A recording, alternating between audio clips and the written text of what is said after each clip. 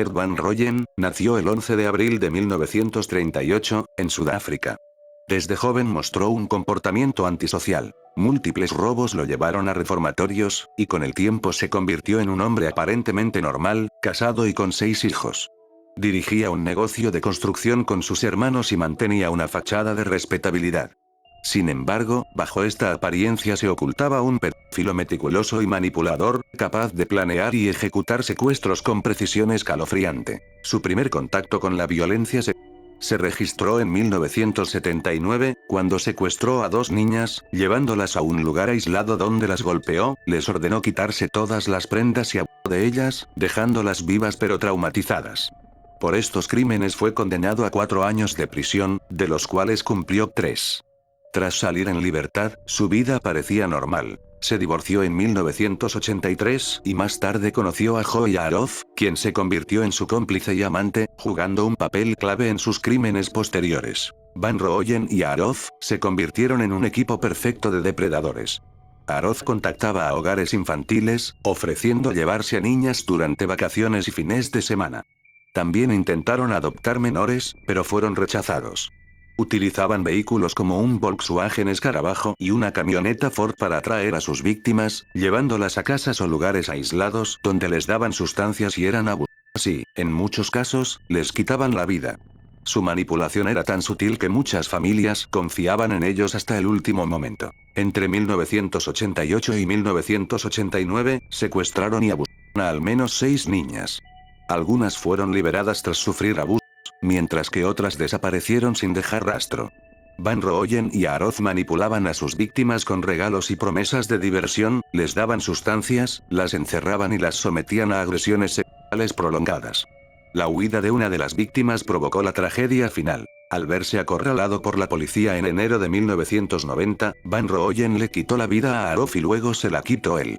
Sus crímenes quedaron incompletos en la justicia. Nunca fueron formalmente condenados, y los cuerpos de las víctimas jamás aparecieron. Tras sus muertes, la casa de Van Rooyen, apodada la Casa de los Horrores, fue demolida años después.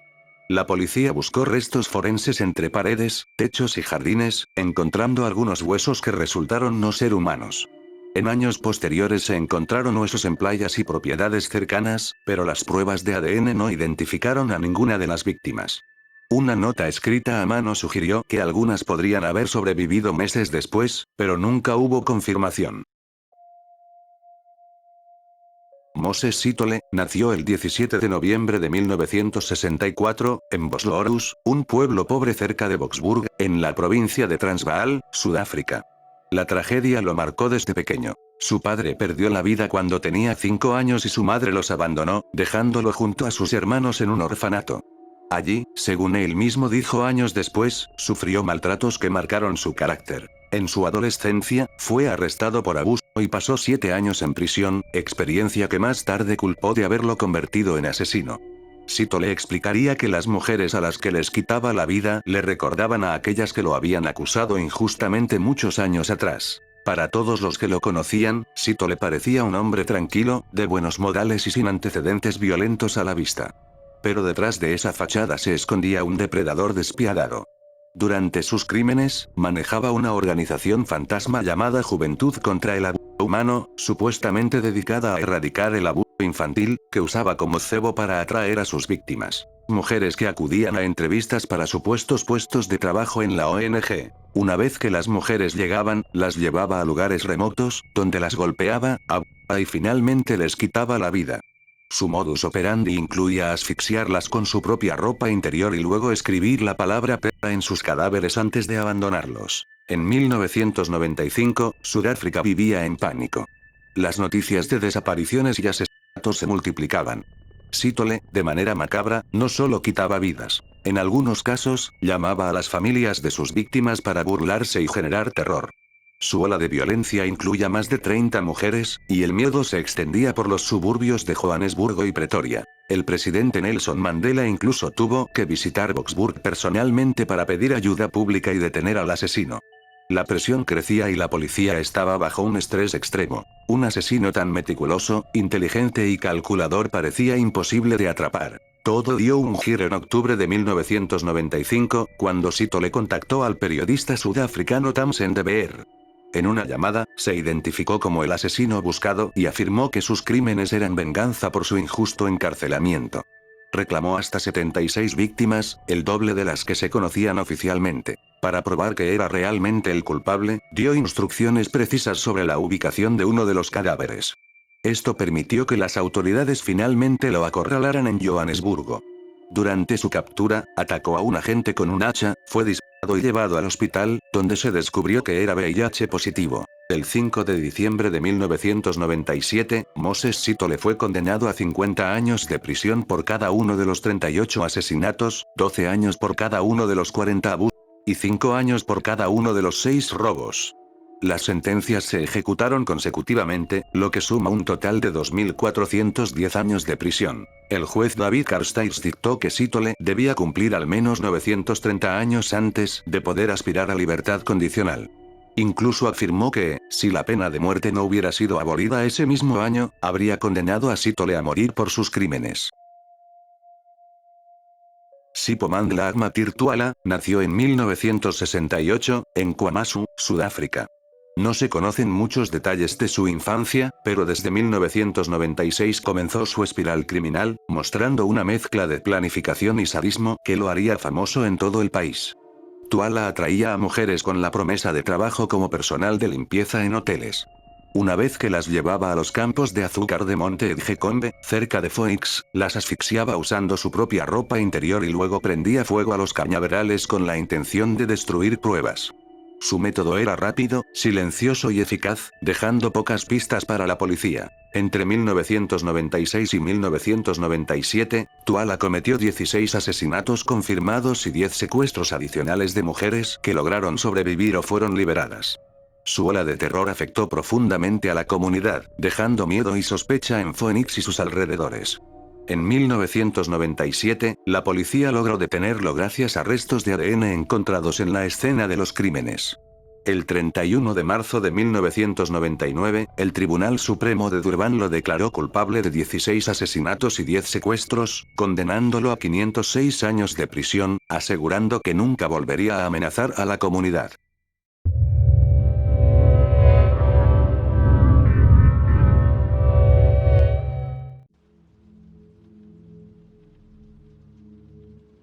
Elifasi Msomi, nació en 1910, y era de etnia Fulu. Desde joven, buscó el camino del Sangoma, un chamán tradicional, pero fracasó en sus prácticas. En un intento por perfeccionarse, consultó con otro Sangoma y afirmó que durante el proceso fue secuestrado por un espíritu maligno, un Tokolose, que lo obligó a cometer asesinatos. Esta creencia influiría en su manera de justificar sus crímenes ante la sociedad y la justicia. En agosto de 1953, bajo la supuesta influencia del Tokolose, Msomi comenzó una ola de asesinatos que duraría 18 meses. Su primer crimen consistió en abusar y quitarle la vida a una joven frente a su amante, guardando su sangre en una botella.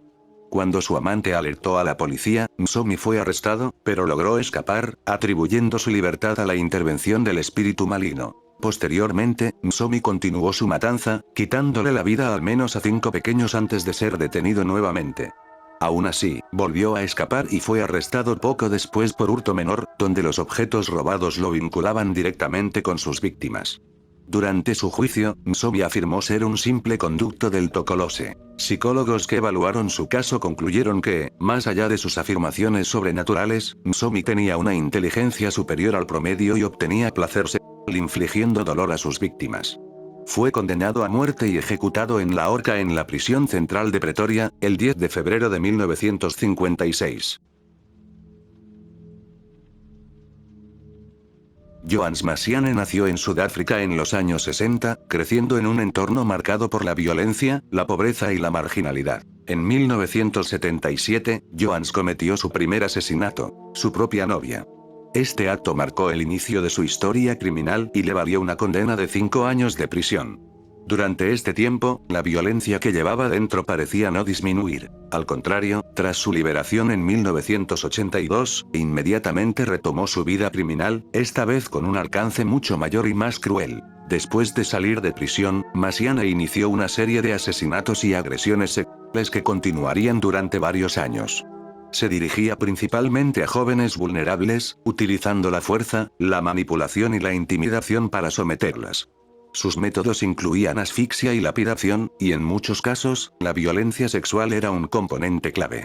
Solo una víctima sobrevivió a su ataque. Las demás sucumbieron a su brutalidad. Su comportamiento reflejaba un patrón meticuloso y depredador. Seleccionar víctimas vulnerables, atacarlas con violencia extrema y desaparecer antes de ser descubierto. Entre 1982 y 1989, Masiane le quitó la vida a al menos 12 jóvenes, sumando 13 víctimas incluyendo su primera novia. Cada crimen mostraba la misma frialdad y sadismo. La comunidad vivía atemorizada, y la policía enfrentaba dificultades para atraparlo debido a la discreción y rapidez con la que actuaba. Sus ataques generaron un clima de pánico en Atteridgeville y áreas cercanas. En 1989, la policía finalmente lo acorraló en el suburbio de Marabastad, en Pretoria. Consciente de que la captura era inevitable, Johannes Masiane decidió terminar con su vida de manera dramática. Se lanzó debajo de un autobús, poniendo fin a su reinado de terror. Su suicidio cerró el capítulo judicial, pero no borró la devastación emocional y psicológica que dejó en la comunidad y en los familiares de las víctimas. Después de su muerte, se confirmó su responsabilidad en los 13 asesinatos y agresiones sexuales.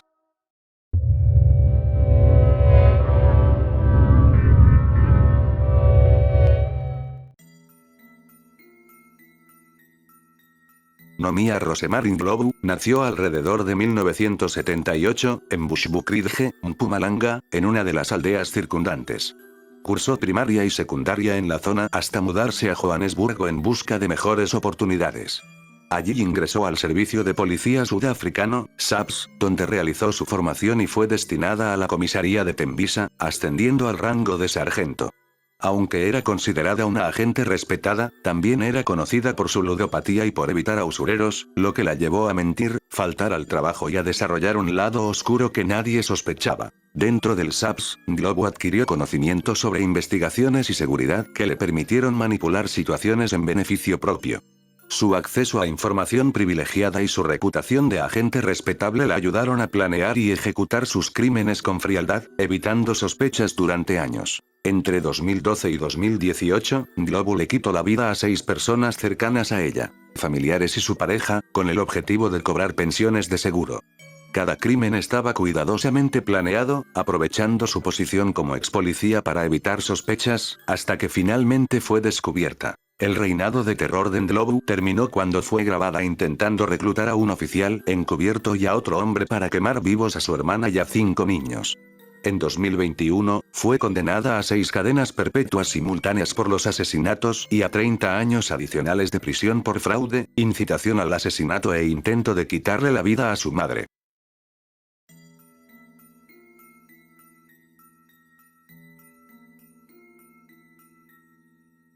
Asante Baninzi nació en 1983, en Sudáfrica. Desde joven estuvo expuesto a un entorno violento y a la influencia de las sustancias. Su vida temprana estuvo marcada por la marginalidad, y rápidamente se vio atrapado en un círculo de criminalidad para sobrevivir y sostener su adicción. Los primeros crímenes de Baninzi fueron robos a mano armada, pero rápidamente evolucionaron hacia secuestros, abusos y asesinatos en masa. Según su propia declaración de culpabilidad, cometía estos delitos para ganar dinero para financiar su adicción a las sustancias. Su violencia no tenía límites, y las víctimas eran seleccionadas al azar o por acceso fácil, incluidas familias completas y personas inocentes en sus barrios. Baninzi y su cómplice Mtutuzelin Nombewu, conocido como Wox, operaban con extrema violencia y frialdad. Utilizaban armas de fuego para intimidar y controlar a sus víctimas, llevándolas a lugares aislados o a sus propios domicilios para cometer asesinatos, abusos y secuestros. Su motivación principal era económica y el suministro de sustancias, pero la brutalidad de sus crímenes mostraba un desprecio absoluto por la vida humana. Entre mayo y agosto de 2001, Baninzi se cobró la vida de 19 personas, incluyendo la familia de 4 miembros que residía en Delft, Cape Flats. Además de los asesinatos, cometió 4 abusos y múltiples secuestros, lo que elevó su terror a niveles extremos en la comunidad. Sus víctimas no podían defenderse. Eran sometidas y les quitaban la vida con frialdad, dejando un rastro de miedo que se extendió rápidamente por las áreas afectadas. Cuando la policía acorraló a su cómplice, Wox, este se quitó la vida para evitar el arresto. Baninci, por su parte, se entregó y se declaró culpable de todos los cargos. Fue condenado a 19 cadenas perpetuas, además de 189 años de prisión, asegurando que pasaría el resto de su vida tras las rejas. Actualmente cumple 4 cadenas perpetuas específicamente por el asesinato de la familia de Delft, un crimen que reflejó la extrema violencia y premeditación de su modus operandi.